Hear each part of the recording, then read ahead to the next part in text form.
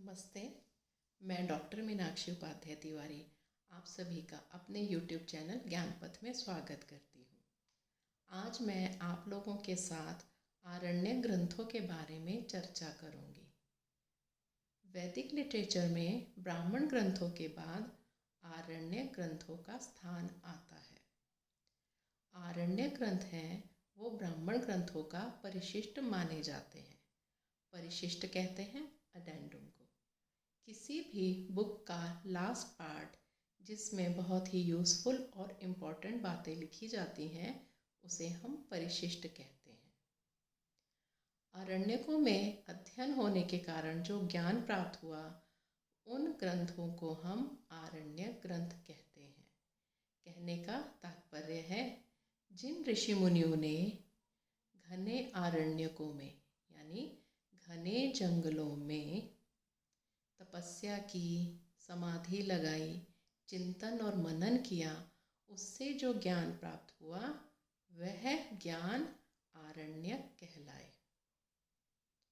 आरण्यक ग्रंथों का जो प्रतिपाद्य विषय है वो है दार्शनिक तत्व यानी स्पिरिचुअल इन्फॉर्मेशन, प्राण विद्या और प्रतीक योजना। सबसे पहले हम डिस्कस करेंगे स्पिरिचुअल इन्फॉर्मेशन। ऋषि मुनि जब आरण्यकों में रहते थे उनका मुख्य जो कर्म होता था यज्ञ करना। यज्ञों से रिलेटेड जो स्पिरिचुअल इन्फॉर्मेशन होती थी उस पे वो बहुत ही गहन चिंतन और मनन करते थे और उस पर जो उनको नॉलेज प्राप्त होती थी दार्शनिक तत्वों में यानी स्पिरिचुअल इन्फॉर्मेशन प्राप्त होती थी उन सब का वर्णन आरण्यक ग्रंथों में मिलता है। दुर्गाचार्य जी आरण्यक ग्रंथों को रहस्य ब्राह्मण मानते हैं। गोपद ब्राह्मण में भी आरण्यक ग्रंथों को रहस्य माना गया है क्योंकि जो बृहदारण्यक है उसको हम उपनिषद भी कहते हैं। आरण्यक और उपनिषदों के कुछ सब्जेक्ट मैटर मिलते हैं लेकिन कुछ अलग हैं, बिल्कुल ही डिफरेंट है। जो आरण्यक है वो वेदों का सार है। जैसे हम किसी मेडिसिन से, औषधि से उसका एक्सट्रैक्ट निकालते हैं उसी तरह जो आरण्यक ग्रंथ है वो वेदों का एक्सट्रैक्ट है। यदि हम बात करें नेक्स्ट टॉपिक प्राण विद्या की, प्राण विद्या के कुछ टॉपिक उपनिषदों से मिलते हैं लेकिन सभी टॉपिक्स नहीं मिलते हैं। प्राण विद्या का एक छोटा सा उदाहरण इस प्रकार है, जो प्राण शरीर में रहता है उसको इंद्रियां फॉलो करती हैं, उसी के अनुसार काम करती हैं। जिस दिन प्राण शरीर छोड़कर निकल जाता है इंद्रियां भी शरीर को छोड़ देती हैं, शरीर को निष्क्रिय बना देती हैं और प्राण के पीछे चली जाती हैं। तो थर्ड टॉपिक हमारा आता है प्रतीक योजना। प्रतीक योजना का अर्थ है सिंबॉलिक। किसी हम सिंबल को लिखते हैं, देखते हैं लेकिन सोचते कुछ और है यानी होता वो कुछ और है। जैसे हम एग्जाम्पल लेते हैं, हम शिवलिंग देखते हैं, हम देखते भी शिवलिंग है और बोलते भी शिवलिंग है लेकिन हमारा दिमाग और हमारे दिल में भगवान शिव की प्रतिमा आती है क्योंकि हम शिवलिंग को भगवान शिव से रिलेट करते हैं। हम कहते भी शिवलिंग है, देखते भी शिवलिंग है लेकिन इमीडिएट हम रिलेट करते हैं भगवान शिव से।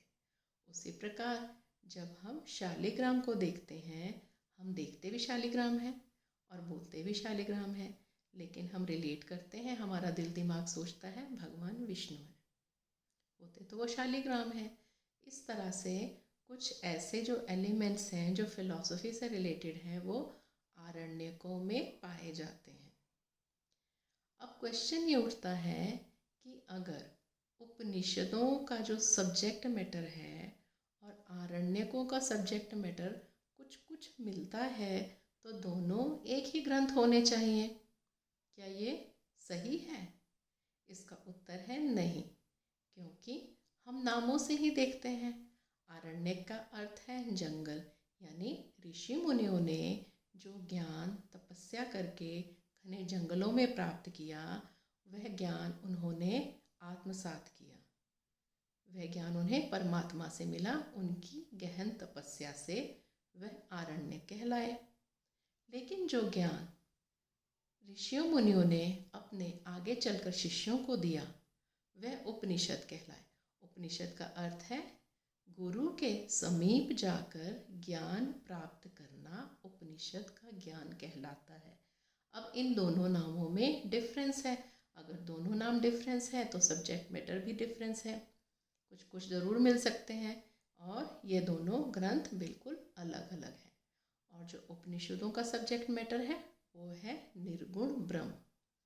निर्गुण ब्रह्म की व्याख्या उपनिषदों में की गई है, इसलिए हम आरण्यक और उपनिषदों को एक ही ग्रंथ नहीं मान सकते हैं। प्रत्येक वेद के अपने अलग अलग आरण्यक ग्रंथ हैं। जैसे ऋग्वेद का शांखायन और ऐत्रेय आरण्यक, शुक्ल यजुर्वेद का बृहदारण्यक, कृष्ण यजुर्वेद का मैत्रायणी और तैत्तिरीय आरण्यक, सामवेद का तलवकर आरण्यक। लेकिन हमें अथर्ववेद का कोई भी आरण्यक ग्रंथ नहीं प्राप्त हुआ है। सो फ्रेंड्स, ये कुछ डिस्कशन थी आरण्यकों के बारे में। हम नए वीडियो में मिलेंगे नए सब्जेक्ट के साथ। लेकिन हाँ, मेरा वीडियो लाइक करना, सब्सक्राइब करना और शेयर करना मत भूलना। हम फिर मिलेंगे नए वीडियो में।